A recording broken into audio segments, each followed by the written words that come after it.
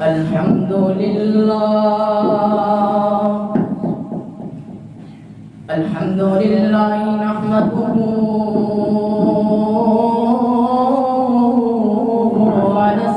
ونستعينه ونستغفره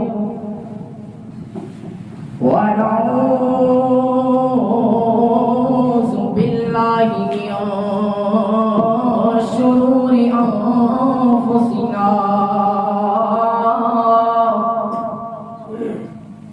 ومن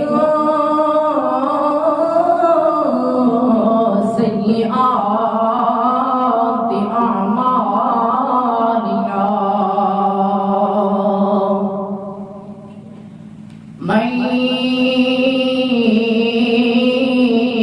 يهده الله فلا مضل له ومن يضلل فلا هادي له وأشهد أن لا إله إلا الله وحده لا شريك له وأشهد أن محمدا عبده ورسوله أما بعد فإن خير الحديث كتاب الله وخير الهدي هدي محمد صلى الله عليه وسلم وشر الأمور محدثاتها وكل محدثة بدعة وكل بدعة ضلالة وكل ضلالة في النار.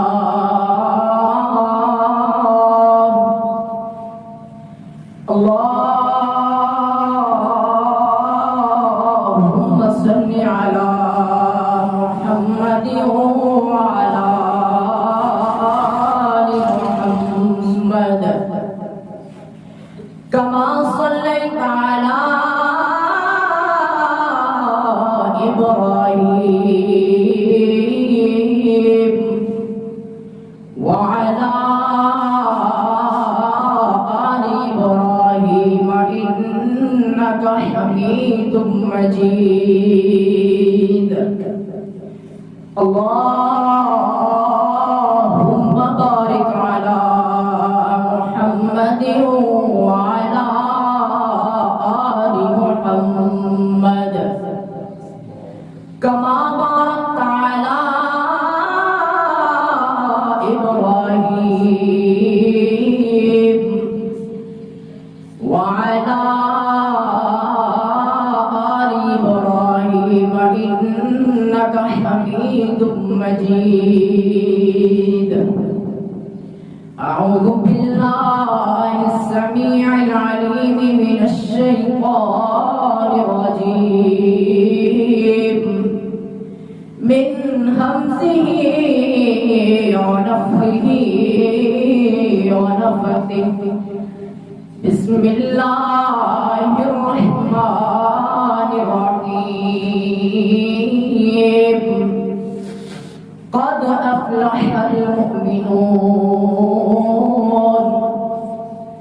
الذين هم في صلاتهم خاشعون.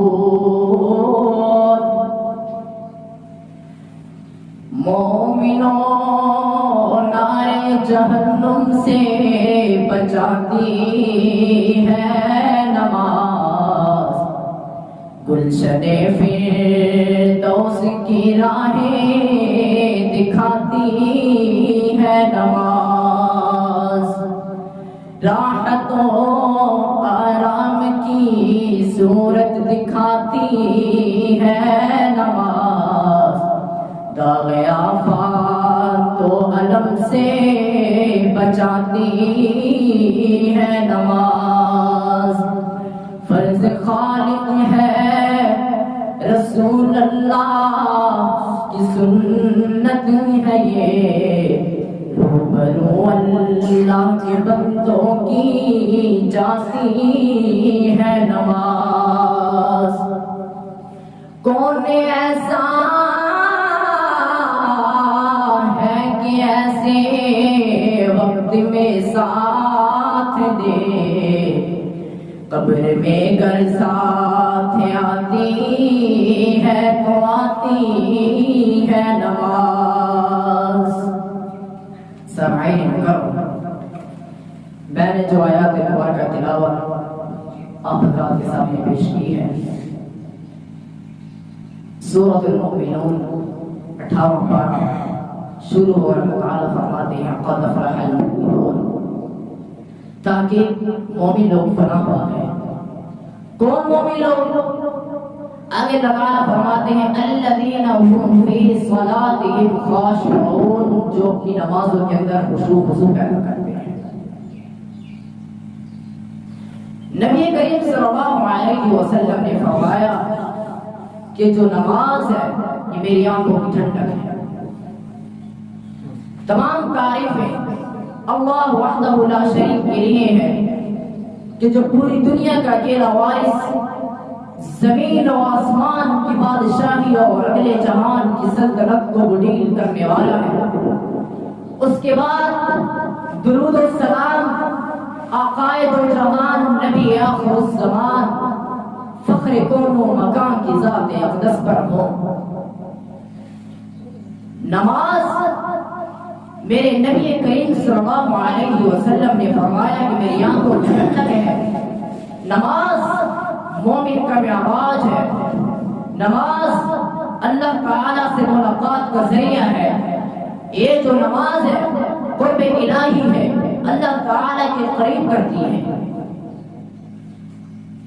دنیا کے اندر اللہ تعالیٰ نے جتنے بھی احکامات اتارے نازل کیے وہ سب کے سب زمین پر نازل کیے، لیکن جب اللہ تعالیٰ نے نماز کو اتارنا چاہا تو نبی کریم صلی اللہ علیہ وسلم کو معراج پر بلایا۔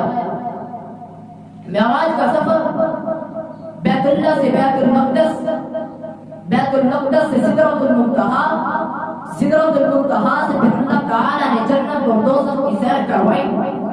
اس کے بعد نبی کریم صلی اللہ علیہ وسلم اللہ تعالیٰ کے روبرو پیش ہوتے ہیں۔ اللہ تعالیٰ کہتے ہیں میرے نبی کریم صلی اللہ علیہ وسلم اے میرے محبوب کیا لائے ہو میرے لیے، کیا تحفہ لائے ہو؟ نبی کریم صلی اللہ علیہ وسلم اللہ تعالیٰ سے فرماتے ہیں یا تو آپ اتنی بڑی ذات ہیں، آپ مالک الملک ہیں، آپ کو کس چیز کی ضرورت ہے، میں آپ کو کیا دے سکتا ہوں؟ اللہ تعالیٰ فرماتے ہیں میرے محبوب دنیا کا اصول ہے جب بھی کوئی رشتہ دار، عزیز و اقارب، دوست افزائے کوئی کسی کے پاس ملنے جاتا ہے، کوئی تحفہ تحائف لے کر جاتا ہے، تم میرے پاس آئے ہو کیا لے کر آئے ہو؟ نبی کریم صلی اللہ علیہ وسلم نے فرمایا التحیات للہ والصلوات والطیبات، تمام قسم کی قولی فعلی و مالی عبادتیں جو ہے وہ صرف اللہ تعالیٰ کے لیے ہے۔ جواب میں اللہ تعالیٰ نبی کریم صلی اللہ علیہ وسلم سے فرماتے ہیں کہ السلام علیکم ایھا النبی، سلام ہو آپ پر اے نبی کریم صلی اللہ علیہ وسلم، ورحمۃ اللہ وبرکاتہ، اور اللہ تعالیٰ کی رحمت اور برکتیں۔ اب جب اللہ تعالیٰ نے نبی کریم صلی اللہ علیہ وسلم سے یہ کہا تو جواب تو یہ بنتا تھا کہ نبی کریم صلی اللہ علیہ وسلم کہتے السلام علیکم، سلام قبول ہے مجھے اللہ، میں تیرا سلام قبول کرتا ہوں۔ یہاں پر ایک اور بات میرے ذہن میں آئی کہ اگر اللہ تعالیٰ نے نبی کریم صلی اللہ علیہ وسلم کو فرمایا السلام علیکم ایھا النبی وسلم ورحمۃ اللہ وبرکاتہ اللہ تعالی کی رحمت و برکتیں، تو نبی کریم صلی اللہ علیہ وسلم نے جواب وعلیکم السلام کیوں نہیں کہا؟ اس کا جواب یہ ہے کہ سلامتی کی ضرورت ہم کو ہے، اللہ تعالی مالک الملک ہے، وہ عرش پر ہے، اسے کسی چیز کی ضرورت نہیں ہے، جو ضرورت ہے وہ ہمیں ہے، سلامتی اور رحمتیں اور برکتیں ہمیں چاہیے۔ جب اللہ تعالی نے نبی کریم صلی اللہ علیہ وسلم سے فرمایا السلام علیک ایھا النبی ورحمۃ اللہ وبرکاتہ، سلام ہو آپ پر نبی کریم صلی اللہ علیہ وسلم ورحمۃ اللہ وبرکاتہ، اللہ تعالی کی رحمت اور برکتیں، تو جواب میں نبی کریم صلی اللہ علیہ وسلم نے فرمایا السلام علینا، سلام ہو ہم سب پر۔ ہم سب سے مراد کون لوگ ہیں؟ جبرائیل علیہ السلام جو سدرۃ المنتہا پہ ٹھہر گئے، اللہ کے رسول صلی اللہ علیہ وسلم میں آگے نہیں آ سکتا، نور کی تجلی مجھے جگا کے رکھ دے کہ میرا مقام یہیں تک تھا، آپ نے آگے خود جانا ہے۔ انسان وہاں پہ کچھ تھا نہیں، اللہ تعالی اور نبی کریم صلی اللہ علیہ وسلم ہے۔ پھر السلام علینا وعلی عباد اللہ الصالحین، کیا اس سے مراد صحابہ ہیں؟ نہیں، وعلی عباد اللہ الصالحین، جو نیک تذکرہ اللہ تعالی نے کر دیا صحابہ کرام، ائمہ کرام، علماء کرام، اعزام کرام، محدث تابعین، تبع تابعین، وہ عباد اللہ میں آ گئے، وعلی عباد اللہ الصالحین، وہ تو نیک بندوں میں آ گئے۔ پھر السلام علینا سے کون مراد ہے؟ السلام علینا سے مراد نبی کریم صلی اللہ علیہ وسلم سے اپنی گنہگار امت کو بنایا ہے۔ السلام علینا سے مراد نبی کریم صلی اللہ علیہ وسلم اپنی امت کو ملاتے ہیں، اور ہم آج سو رہے ہیں، ہمیں نمازوں کی ہوش نہیں ہے، وقت گزرتا جا رہا ہے، کچھ پتہ نہیں ہے۔ کچھ ساتھی ہمارے ساتھ زندہ تھے، ہمارے اپنے عزیز و قریب رشتے دار، ہمسائے، دوست، آج وہ ہمارے ساتھ نہیں ہیں۔ ہزار روپے کہتے تھے جی انشاءاللہ کل نماز پڑھیں گے، آج وہ قبروں کے اندر ہیں۔ تو نماز خود بھی پڑھیں اور بھائیوں کو بھی لے کر آئیں، کل قیامت کا دن ہوگا۔ 29 پارہ سورۃ المدثر کی 40 نمبر آیت میں اللہ تعالیٰ فرماتے ہیں فی جنات یتساءلون، جلدی سوال کریں گے عن المجرمین، کس چیز نے تمہیں مجرم بنا دیا؟ ما سلککم فی سقر، کس چیز نے تمہیں جہنم کے اندر داخل کر دیا؟ دنیا کے اندر تم ہمیں نیکی کی دعوت دیتے تھے، بھلائی کی دعوتیں دیتے تھے، برائی سے روکتے تھے، ما سلککم فی سقر، کس چیز نے تمہیں جہنم کے اندر ڈال دیا ہے؟ وہ کہیں گے قالوا لم نک من المصلین، ہم لوگ نمازیں پڑھتے تھے، اتنا نہیں، وَلَمْ نَكُنْ نُطْعِمُ الْمِسْكِينَ، اور ہم مسکینوں کو کھانا نہیں کھلاتے تھے، وَكُنَّا نَخُوضُ مَعَ الْخَائِضِينَ، اور ہم بحث والوں کے ساتھ مل کر بحث کیا کرتے تھے، وَكُنَّا نُكَذِّبُ بِيَوْمِ الدِّينِ، اور ہم آخرت کے دن کو جھٹلاتے تھے، حَتَّى أَتَانَا الْيَقِينُ، یہاں تک کہ ہمیں موت آ گئی، موت کی آغوش نے آ کے ہمیں موت آ گئی۔ دنیا کے اندر انسان منصوبے بناتا ہے، میں نے دنیا کے اندر یہ کام کرنا ہے۔ جب بھی میں ایک مثال پیش کرتا ہوں، کسی بھائی کی باہر اگر نوکری لگ گئی ہے، باہر ملک چلا گیا ہے، تو وہ کوشش کرے گا کہ جو میں کما رہا ہوں، جو میری انکم آ رہی ہے، جو میری تنخواہ آ رہی ہے، اس کو میں گھر بھیجوں۔ اور ہم اس دنیا میں آئے ہیں، ہم نے قبر کے اندر جانا ہے، ہم نے اس کے لیے اعمال کرنے ہیں، ہم نے اعمال یہاں پہ کر کے آگے قبر میں بھیجنے ہیں، تاکہ جب ہم قبر میں جائیں تو وہ اعمال ہمارے کام آئیں۔ ہم لوگ تو سستی کا مظاہرہ کر بیٹھے ہیں، آخرت کو بھول چکے ہیں، جو کچھ ہے دنیا ہے، یہ سوچ تو کفار کی تھی کہ جو کچھ ہے دنیا سے لے جاؤ، دنیا ہی دنیا ہے، جو کچھ لینا ہے دنیا سے لے لو، تو زندگی یہی ہے، دنیا ہی ہے، موت آنی نہیں، قیامت قائم ہونی نہیں۔ مسلمانوں اٹھیے، بیدار ہوئیے۔ آج ہم کن غفلت سے پڑ چکے ہیں۔ قرآن مجید کے اندر اللہ تعالیٰ ان سے نہیں کہہ رہے کہ جو لوگ بے نمازی ہیں نماز کیوں نہیں پڑھتے۔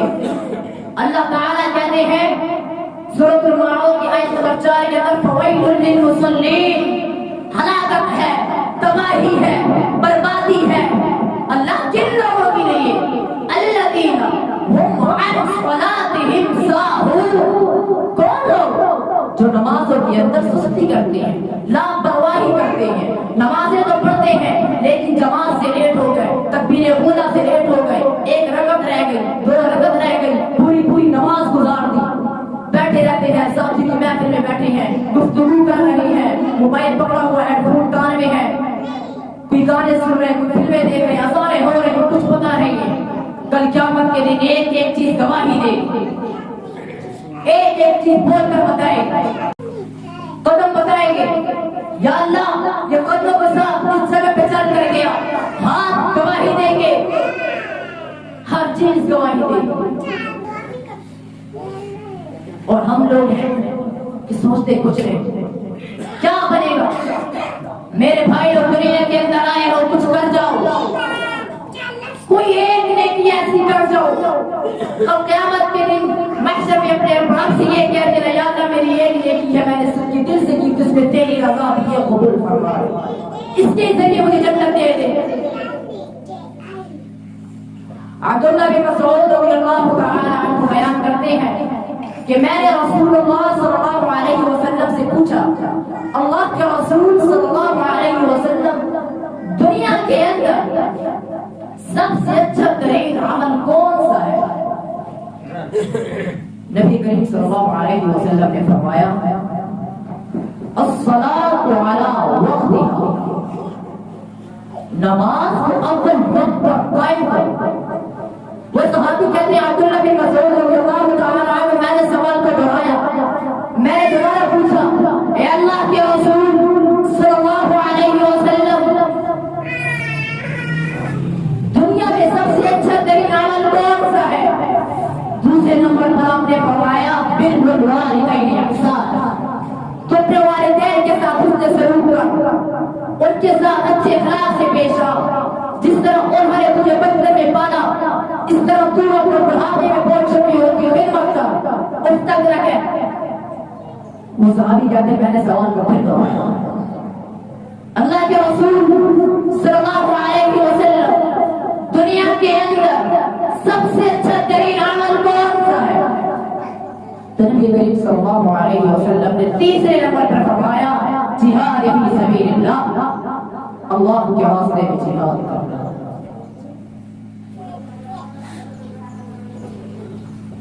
نبی کریم صلی اللہ علیہ وسلم جب دعوت دے رہے ہیں مکہ کے اندر، تو نبی کریم صلی اللہ علیہ وسلم کے ہاتھ پر سیدنا ابوبکر صدیق رضی اللہ تعالی عنہ مسلمان ہو گئے۔ دوسرے دن سیدنا ابوبکر صدیق رضی اللہ تعالی عنہ نبی کریم صلی اللہ علیہ وسلم کی مجلس میں حاضر ہوئے اور پوچھتے ہیں اللہ کے رسول صلی اللہ علیہ وسلم میرے ذمہ کوئی کام لگائیے۔ تو نبی کریم صلی اللہ علیہ وسلم نے فرمایا ابوبکر جو کام میں کر رہا ہوں یعنی تم کرو، یعنی کہ دعوت دو۔ سیدنا ابوبکر صدیق رضی اللہ تعالی عنہ نکلتے ہیں میدان میں دعوت دینے کے لیے۔ سیدنا ابوبکر صدیق رضی اللہ تعالی عنہ کے ہاتھ پر ایک دن میں 9 مسلمان ہو گئے، 9 کافر مسلمان ہو گئے۔ اور ہم لوگ ذرا اپنے آپ میں دیکھیں، ہم خود تو آتے ہیں نماز پڑھنے، ہمارے کتنے بھائی ہیں جو نماز پڑھنے نہیں آ رہے مسجد میں، انہیں کس نے بیدار کرنا ہے؟ ہمارے ہمسائے ہیں، دوست ہیں، عزیز و اقارب ہیں، رشتے دار ہیں، ہم نے پوچھا نہ کرے کبھی آپ نماز پڑھنے نہیں آئے؟ دنیا کے کام میں ہمارے دوست ہمارے ساتھ ہیں، بزنس کے ساتھ ہیں، کام کے ساتھ ہیں،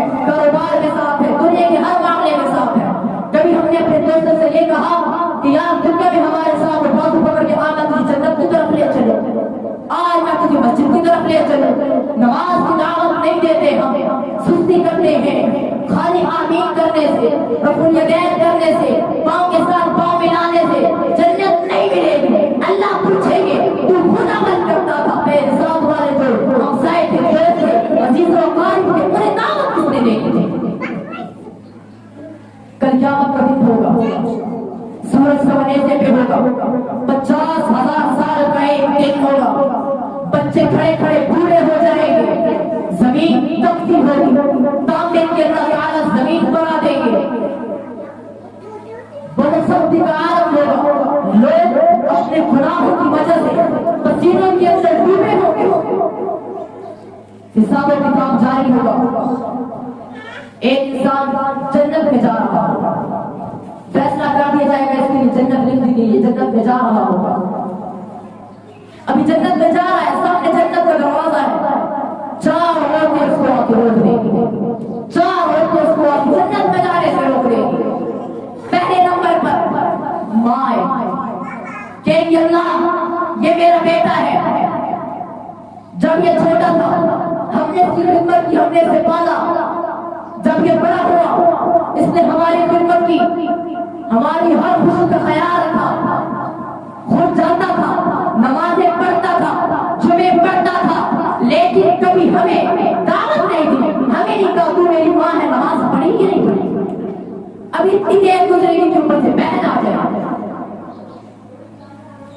ایک انسان کو جنت میں جانے سے 4 عورتیں روک رہی ہیں، بہن ہے کہ اللہ دنیا کے اندر میرے بھائی نے میرا ہر خیال رکھا، میری خوشی کا خیال رکھا، میری غمی کا خیال رکھا، لیکن نمازیں خود پڑھتا تھا، قرآن پڑھتا تھا، لیکن ہمیں دعوت نہیں دیتا۔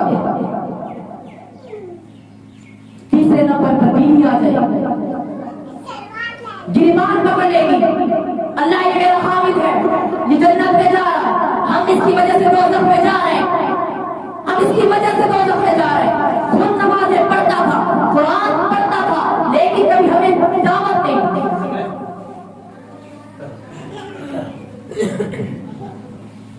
کیا ماجرا ہے؟ ہم نے اپنے گریبان میں کبھی جھانکا ہے؟ چوتھے نمبر پر بیٹی آ جائے گی، کہے گی اللہ یہ میرے بابا ہے، یہ میرا باپ ہے، بہت مجھ سے پیار کرتے تھے، دنیا کے اندر میری ہر خوشی غمی کا خیال رکھا، لیکن کبھی نماز کی دعوت نہیں دی، قرآن کی دعوت نہیں دی، دنیا کے اندر سارا میرے وقت تیز ہوا ہے، غصہ چڑھ گیا، روٹی جل گئی، غصہ چڑھ گیا، پیسے کے مارا ہے، لیکن کبھی نماز کی ترغیب نہیں دی رہی۔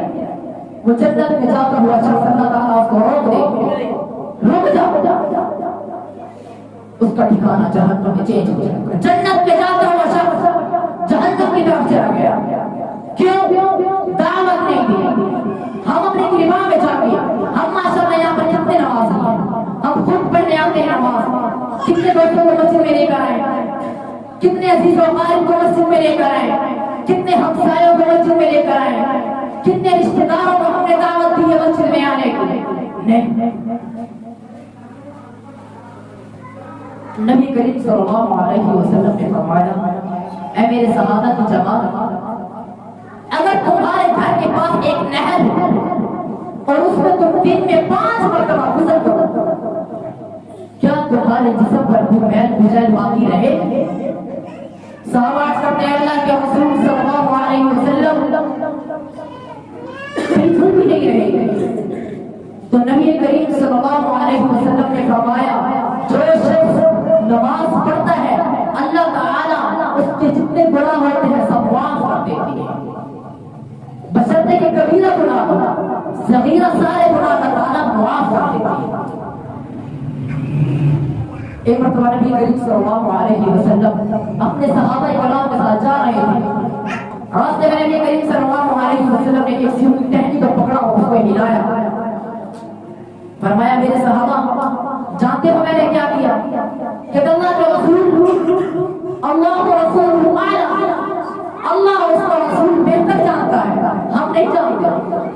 تو نبی کریم صلی اللہ علیہ وسلم نے فرمایا، اے میرے صحابہ کی جماعت، جس طرح سے اس ٹہنی سے پتے گر رہے ہیں، اگر کوئی انسان اچھی طرح وضو کرے اور نماز پڑھے، اللہ تعالیٰ اس کے جتنے گناہ ہوتے ہیں صغیرہ سارے معاف کر دے گا۔ ہم لوگ سوچے تو صحیح، اللہ تعالیٰ نے کتنی نعمتیں دی ہیں، ہم اللہ تعالیٰ کی نعمتوں کا شمار کرنا چاہے شمار نہیں کر سکتے، لائن شکر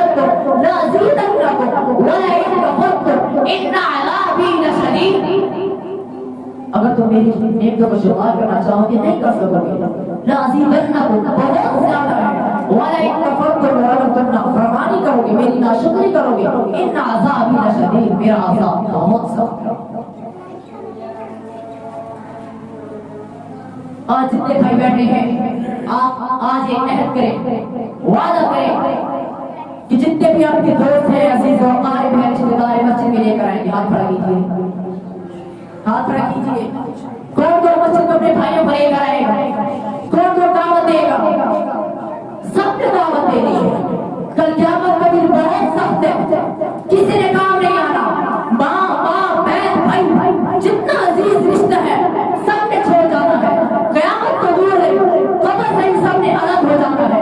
دنیا کے اندر سب اکٹھے ہوتے ہیں، ایک گھر کے فرد ہوتے ہیں، سب اکٹھے ہوتے ہیں، خوشی غم سب اکٹھے کھانا اکٹھے بیٹھ کر کھاتے ہیں، لیکن جب انسان فوت ہو جاتا ہے تو ایک کمرے کے اندر اکیلا اندھیری قبر۔ کبھی سوچا ہے آج رات کو اپنے بیڈ پہ سو رہا ہے، کل رات تیری قبر پہ بھی آ سکتی ہے۔